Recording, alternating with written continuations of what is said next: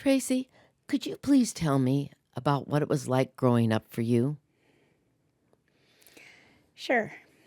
I was born in Seattle and lived there until I was 3. And then we moved down to Tacoma when I was 3. And we moved to Dash Point.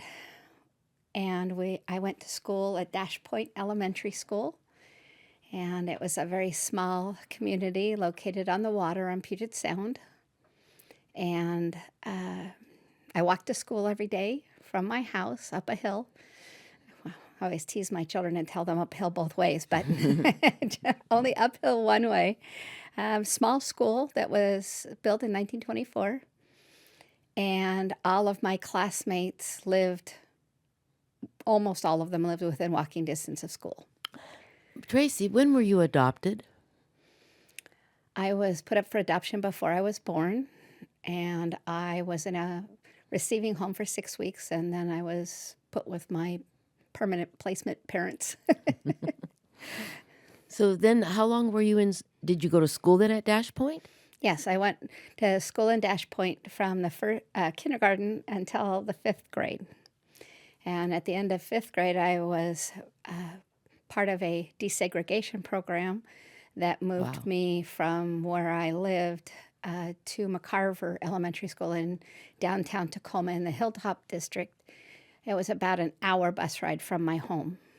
Wow. I would walk to my school, and then the city bus would come and pick me up and take me to school.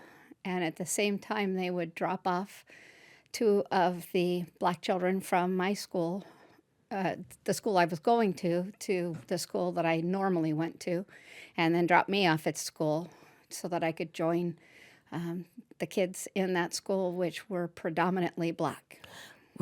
How many children were on the bus with you when you went to the school in Hilltop? Me, myself, and I. Wow. Yeah, it was not a very good location in town.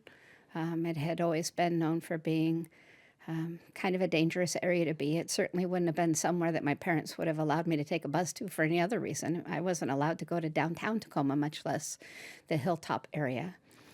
But they approached my parents at the end of my 5th grade year and asked if they could have me participate in this program to be bused into Tacoma to desegregate the Tacoma School District. Why do you think your parents approved of this? I don't know. I think my mother liked it because it meant that I was away from home another 2 hours a day. I think my dad liked it because it was a magnet school, and they promised my parents that there would be things that I would be able to do at school that I couldn't do in my current school, so I could move ahead of where I was. Why could this school offer more? What was wrong with the school where you were at? How come they felt this? I have always been able to read at a rate that other kids couldn't. I could read when I was 4. By the time that I was in high school, I was reading 1,500 words a minute with 98 to 100% comprehension and remembering most of what I read for a good long period of time. By the time I was in the 3rd grade, I'd read every single book in the English department of the school. They had nothing left to do, so then they started me on the library and ran out of that option fairly quickly, so they didn't really know what to do with me at school either. So I think the school liked it because it got me, somewhere else. They didn't have to deal with me. And I think my parents liked it because I spent more time away from the house. And I think that the school district liked it because it put a really white girl in a really black school. I looked at statistics later in life, and they said it was 84% black when they put us there. But there were only a handful of white children in any of my classes. Sometimes 2, 3, 4, 6. There weren't many of us, and they brought in an equally small number of teachers of Caucasian race to be in the school with us. How much counseling did you get with the transferring over to the school? None. I walked to my normal school. The bus picked me up, took me to school. The stopped in front of the side door, opened the door, and said, "Go in that door." We went in that door, and they told us what room to go to and sit down, and pretty much sit down, shut up, and do your work. Oh, my heavens. And so there was no welcoming assembly. There were just angry parents. And another day at school, I grew up in the era where children did what they were told and sat down, shut up, and hung on because that's all we could do. How did the other kids accept you? I don't believe that's the term that I would use. There were none of us that were looked at with any degree of fondness. I was very tall for my age and very, very pale-skinned. And what I found was that not only was that a hindrance of in a large order, but that there was already prejudice within the school. Kids who were, and I don't know how to say this politely, but kids who were a lighter-skinned black color and kids who were a darker-skinned black color hated each other. But they hated me more. So it was fun for them to, hate someone else for a change, but it still never changed their opinion of me. And it never was dealt with? Nobody ever came in to... No. No, I never met the principal. I don't think there was a guidance counselor. There was a secretary at the desk that our parents talked to if we had to call us in because we were sick. But other than that, it was you, your teacher, and whoever. And what was interesting about the school, what they had promised our parents was that it was going to be a magnet school so that we would work more at our own pace, which for me in a lot of ways was terrific. But it meant that we moved classroom to classroom to classroom all day long. So we didn't even have a teacher, where in the school that I grew up at, you had one teacher, and you might have a teacher's aide come in once in a great while, but for the most part, it was you and your one teacher all year long. So everything that I had known was now entirely different, and there was nowhere to put my feet. Did they have, when they moved you from class to class, did they keep you with kind of the same kids so that you could kind of make some friendships? No. It just depended. I don't even know what it depended on, to be perfectly honest. The only class that you had all year long that didn't change at all was your homeroom. And you went to homeroom, and from there you went to different classes all day long, and some kids were in your class and some kids weren't. I assume it had something to do with how you were faring in your grades, but no. How was free time, like lunch and recess and those times for you? Well, I don't know what the lunchroom looked like, or I wouldn't know what the lunchroom looked like, except that we also had PE in that room because I didn't eat lunch in the classroom or in the lunchroom. I spent my lunches in the girls' bathroom with my feet up on the toilet seat, sitting on the back of the toilet with my little metal lunchbox, which I was really glad it was metal because it gave me a little tray. And that's where I ate my lunch. And fortunately, back in the day, you couldn't see through the gap in the girls' bathroom, so they couldn't see that I was in there. And I was safe. And that's pretty much the only place that I was safe unless my school teachers were in the room with me. Is that what you felt? Were you ever threatened? Repeatedly. Repeatedly. There was always somebody who was going to beat me up or take me out or, send me back where I came from, or any of the above. It was hard. And it was made especially hard because the parents of the kids in that school before we got there were so angry. They were just angry people, and they made sure that we all knew it. I got ahead in my studies, and so they decided that it would be okay if I crossed the kindergartner children home from school in this terrible neighborhood. And I was happy to do it because I got bored real easy, and it was just another thing to do. And after walking the kids down the street several times, I had one of the neighbors. I won't say that he was a parent, but he was about the right age to be a parent. Spot me walking the kids home and start screaming at me, how dare I walk these black children home? How dare I be with these black children? And I'm going to kill you, and chased me back to school.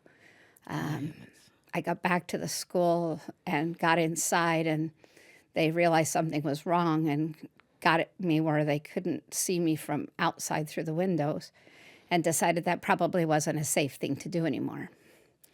And so their next idea was, well, they'd put me on the bus with the kids and let me cross them going home. I don't know how desperate they were for a crossing guard, but they thought that would be smart. So they put me on the city bus, or on the regular school bus. It was yellow, unlike my bus, and went out with the bus driver and all these little kindergartners, and about the last stop with the kindergartners, evidently word had gotten out because there were parents at the last stop, and the bus driver had to physically keep the parents off the bus because they tried to swarm the bus and get on there to get at me. And I've never been so terrified in my whole life, because had that bus driver not been as big and strong as he was, bless his heart, I don't know what they would have done to me. I really don't. Because they were screaming obscenities and screaming that they had to get me. And I didn't know what that meant, but I just knew it was not going to be good. I was fairly naive at the time, but I was not that naive. I knew that they meant to harm me. You were in danger. So that was the last time I went out on the bus.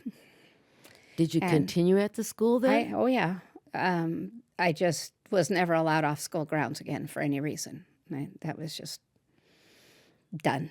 Do you feel like they had somebody watching you to protect you after that? No. No, not at all.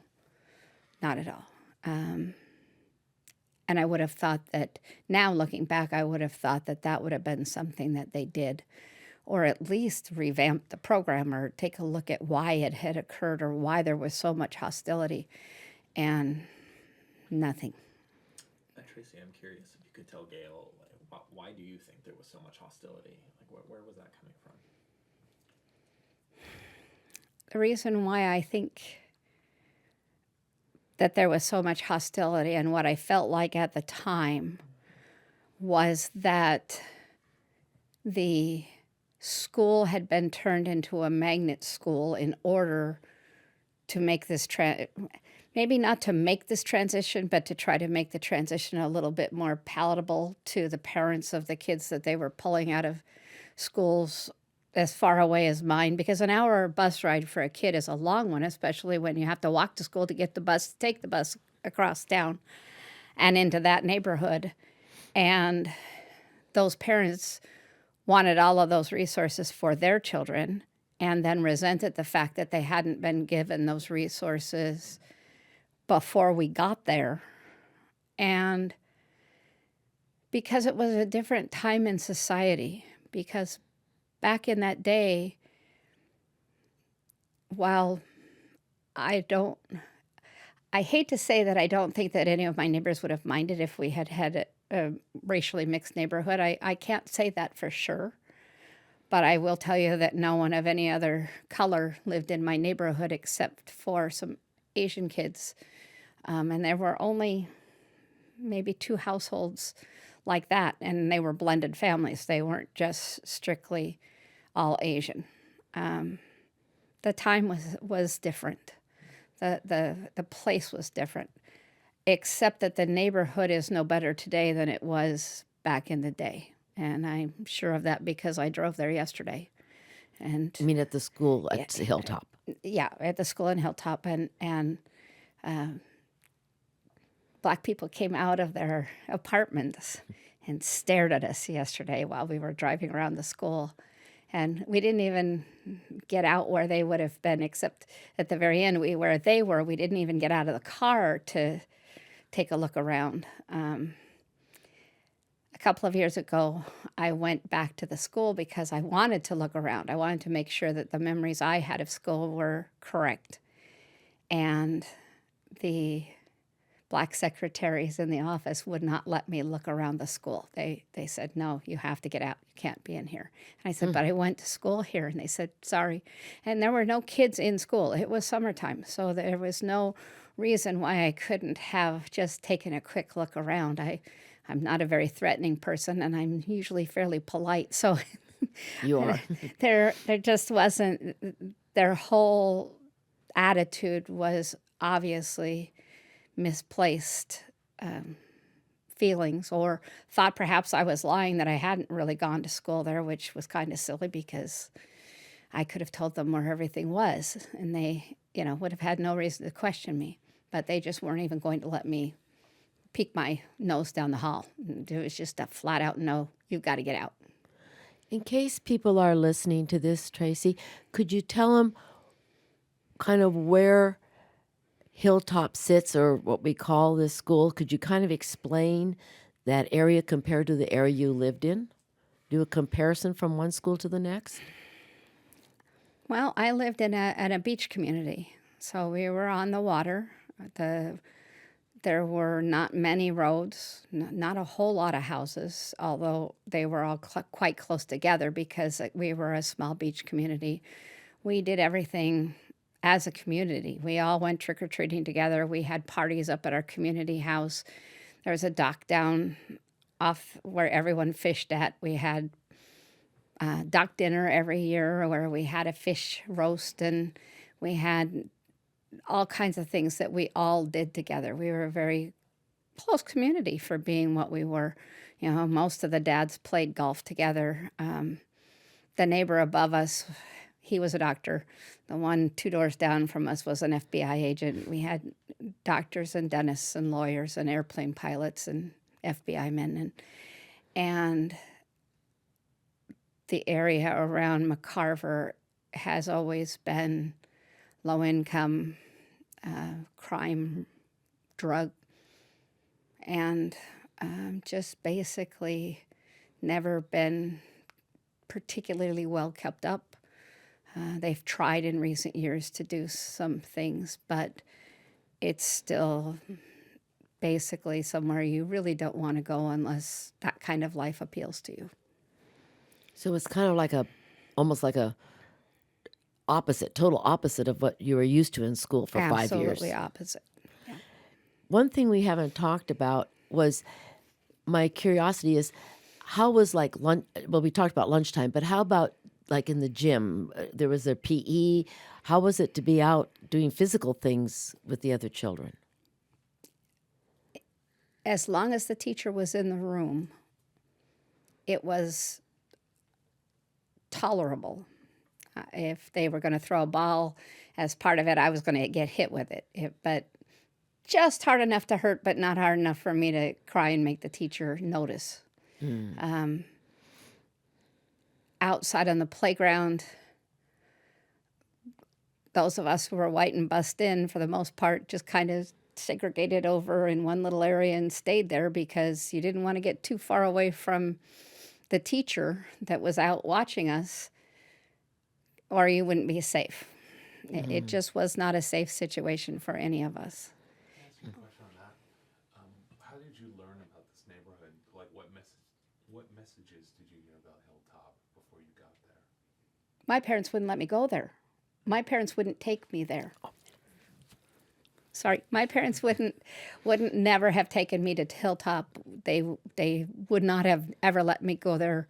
I was not allowed to go down to town Tacoma by myself. I with a group of friends. I was not allowed anywhere near there because my parents felt like it was more dangerous just in Tacoma as a general. But to be up where I went to school, that was not a white community. That was not a place where white people were welcome. It was not a safe place to be if you were black. It just was not safe.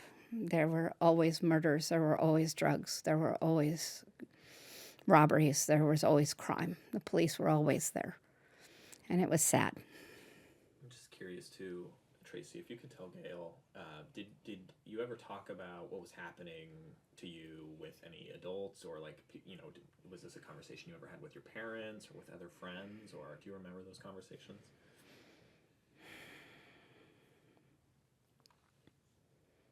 There wasn't really anyone that I could talk to other than my teachers. A couple of my teachers knew how hard it was and tried to do what they could do, but they were in the same situation that I was. And I really honestly believe in a lot of ways, while there still would have been bullying, there still would have been some issues. If the parents had been told to back off and leave things alone, it would have been better. For example, when I was in art, we all were painting tiles to make a big mosaic art piece that we were going to display on the outside of the school. And it was there until just a few years ago. They've done some remodeling to the school, put in some new windows and things, and must have taken the artwork down at that time. But so we all were painting our tile, and they were firing them in the kiln. And the Black parents that were involved in helping with the project didn't want our tiles to be included in the artwork because we were white. And they accidentally broke some, and they fussed about it all the time and made sure that we all heard it, that we weren't entitled to have our artwork on their school. So it wasn't just in the school, it was the whole community Yeah. that wasn't being educated. No, there was no,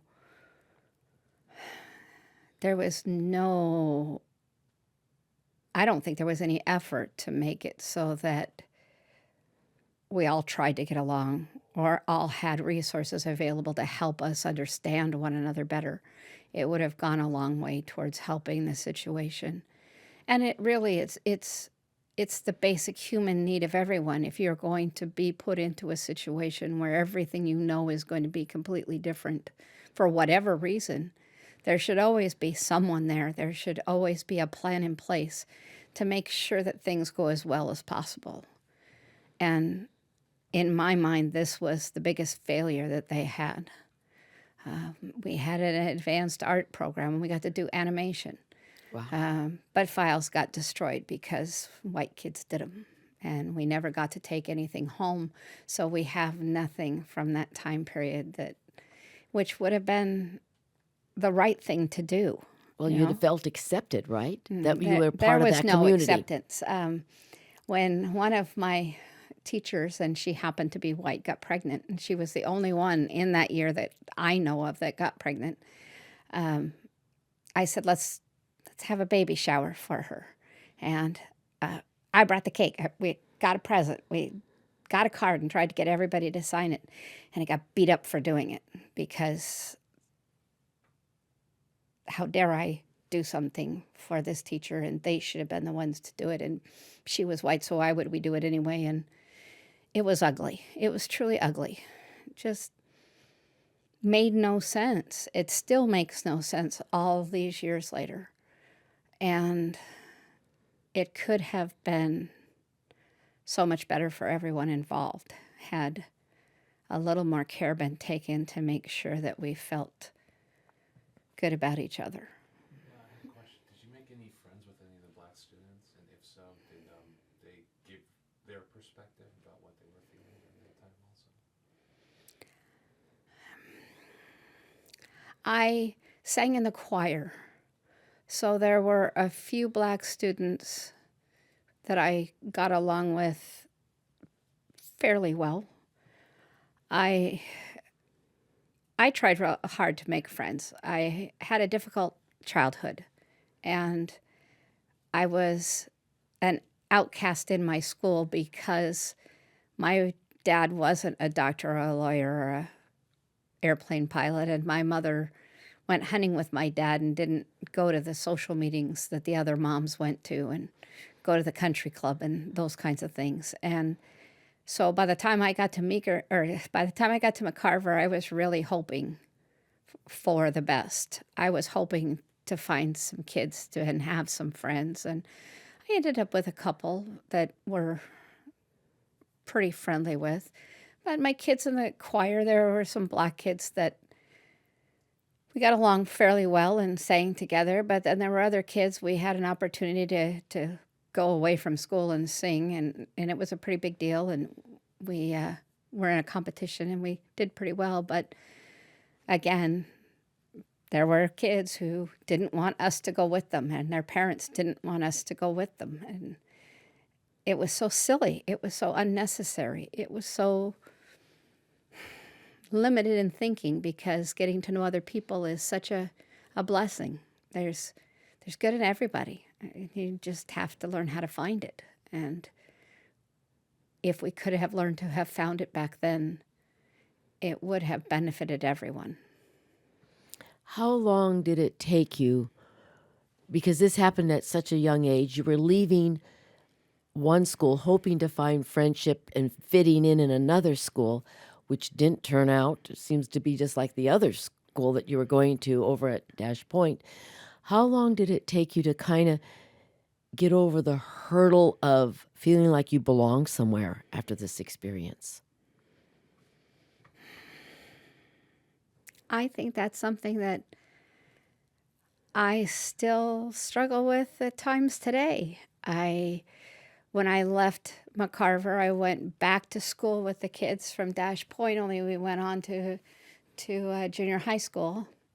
And they weren't any kinder when I got there than they'd been when we were in elementary school. And then about halfway, 3/4 of the way through that year in school, we moved out to Graham. And I had a whole nother set of kids, and these were all farmers' kids. And to them, then I was from the city. So then I didn't fit in again. So I don't know that I ever felt like I belonged. Except maybe with you, Gail. Well, we've been friends for a long time. Yeah.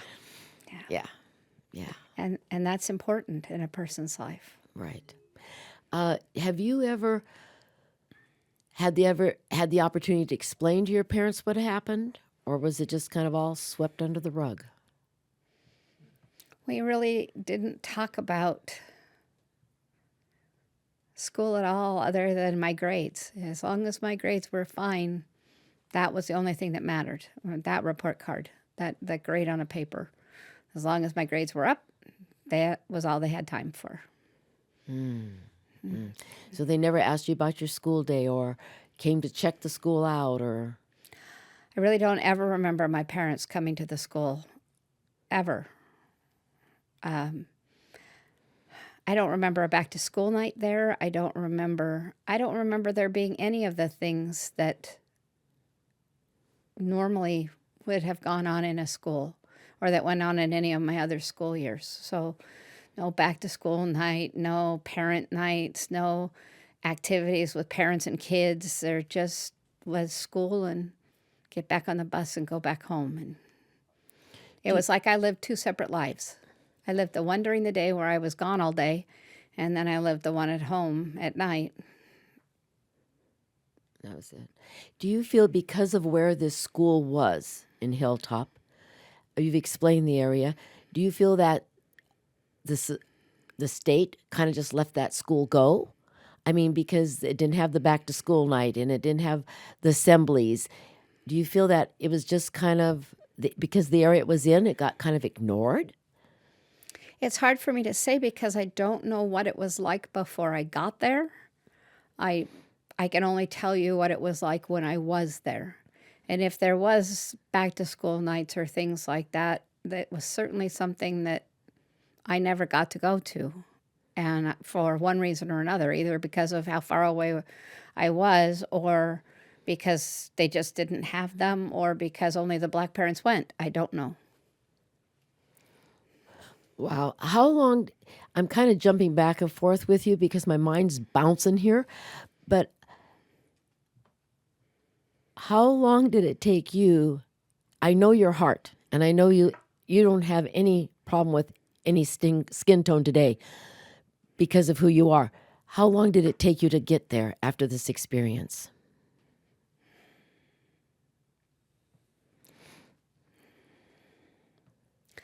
I will say that I was more cautious of others as a result of this. I didn't have any particular animosity towards any particular group. I've had other people ask me over the years, well, didn't it make you really angry towards Black people? And no, there were a couple of Black children that, I would have liked someone to have explained the facts of life to. Discipline. Yeah.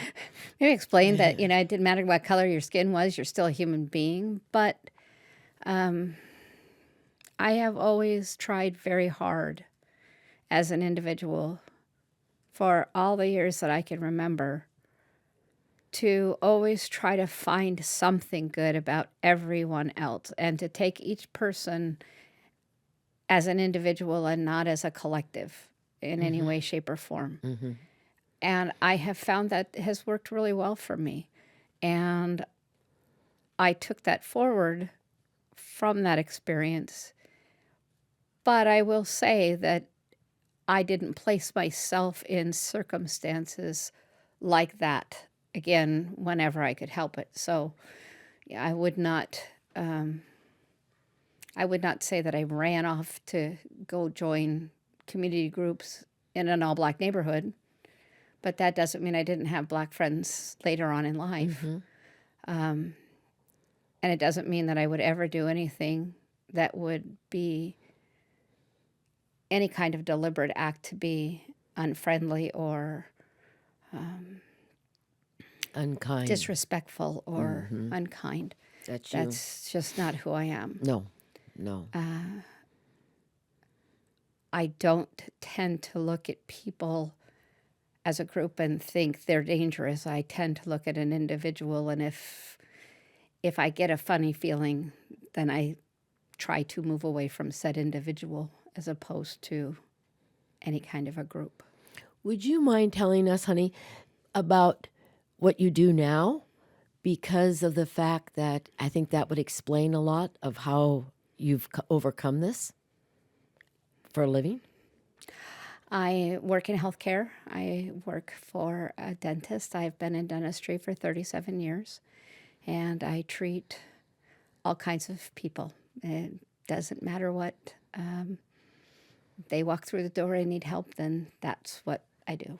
And then I also make angel gowns for babies who pass away, and I ship them all over the United States. And again, it doesn't matter who they are, just that they have a need. And I donate everything that I make to these families to try to help comfort them in their grief. And so is it a little business you're starting? Yes, I have a business license, and I'm working on getting my 501c charity status, but I don't profit from it. There is no money that I make as a result of this. And what's that called? It's called Tiny Angels Walk Among Us. Good name.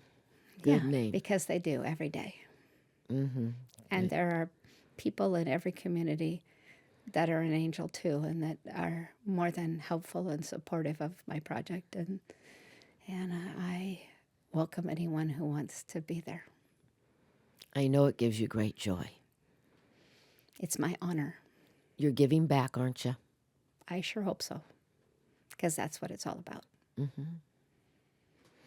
If we were all just a little bit kinder to each other, the world would be a much better place. Is that kind of how you feel with this interview today, is what you would like to get across? Yes, that there is room for everyone in this world, and that everyone could be just a little bit better to each other, and our lives would be so much improved. We don't need each other's things. We don't need each other's people. We just need each other, and we need to treat each other like we're important. Yeah, I really feel that we need to hear each one's story before we start judging. Yes. That would be so important. Everyone's got a story. It was important to me to tell this today because I want people to understand truly understand that this wasn't just a one-way ticket to a miserable experience, that kids from all different walks of life had to learn how to negotiate this problem and this idea of how we should fix it, and that the fix was almost worse than the problem. With a few minutes left, honey, how do you feel would have been a better way to handle it? Have you ever thought of that? Yes, if the communities had been involved with each other, if they had had a community next to the community that they were moving back and forth. But to take kids from as far away as we were coming, we never had the opportunity. We didn't play after school because you were getting back on a bus to go somewhere. The kids who were bused out to my neighborhood, I doubt they ever got to go down and put their toes in the water because, again, they were going to have to make that same bus ride back to their school to walk back home. And that's not realistic. You have to be able, I think daycare is probably one of the biggest benefits that's ever come along, because people from all walks of life all take their kids to daycare, and they all play together and they all get along, and they usually are all living somewhere near the daycare. So those kids have an opportunity to get to know each other outside of school as well as inside of school. And if they had, if they were going to proceed with this idea, there should have been regular things that we did after school together, that our parents came and did together with the community, that the community would come and do where we lived, so that we had a chance to get to know one another on a whole nother level, and become comfortable with one another and different ideas and different ways of life. And you don't take a recipe and just throw in extra ingredients without a plan. and they did. And if they had had a plan, we could have had a beautiful cake. We could have had a great recipe, And it's a shame that it wasn't. It's a shame that more was not done, because it could have brought about something wonderful. Do you feel like we're getting there today after what you lived through? We're certainly farther ahead now than we were when I was young. Are we where we need to be? No. And it doesn't seem to matter. It always, without the effort, without effort on everyone's part, there can't be understanding. There can't be, there can't be friendship. Look at the two of us. It's been 50 years without having the things that we had that pulled us together, and the times where we helped each other through hard times, and the times where we found joy together. We wouldn't have the family friendship that we have now. We wouldn't have that. And it's still missing. I think cell phones are taking some of it away from us now, because everybody's so busy on their technology, they don't take the time to spend with each other. They're spending it with a device, and spending it with people helping each other and being there for each other and finding joy in a moment together is a beautiful thing.